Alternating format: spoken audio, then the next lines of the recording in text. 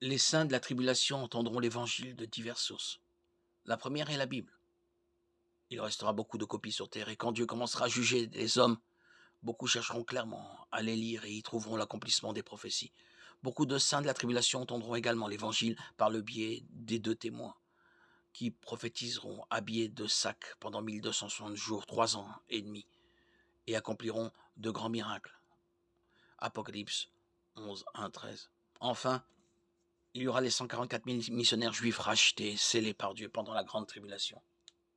Apocalypse 7, 1, 8. Immédiatement après la description de leur scellement en Apocalypse 7, on voit une multitude de saints de la tribulation de tous les coins du monde. Les saints de la grande tribulation serviront leur Seigneur Jésus-Christ dans les circonstances les plus désespérées, fidèles jusqu'à la fin. Beaucoup de ces croyants mourront pour leur foi, mais même sans la mort, ils seront vainqueurs. Ils l'ont vaincu grâce au sang de l'agneau et grâce à la parole de leur témoignage, et ils n'ont pas aimé leur vie au point de craindre la mort. Apocalypse 12, 11. Dieu les récompensera, c'est pourquoi ils se tiennent devant le trône de Dieu et le servent jour et nuit dans son temple. Celui qui est assis sur le trône les abritera sous sa tente. Ils n'auront plus faim, ils n'auront plus soif, le soleil ne les frappera plus, ni aucune chaleur brûlante. En effet, l'agneau qui est au milieu du trône prendra soin d'eux et les conduira aux sources des eaux de la vie, et Dieu essuiera toute larme de leurs yeux.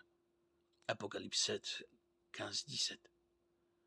Grâce à Dieu, ce grand jour de détresse sera aussi un grand jour de grâce, car alors même qu'il frappera un monde incroyant de son juste châtiment, il restaurera Israël dans la foi et étendra sa grâce à tous ceux qui auront cru, juifs ou non.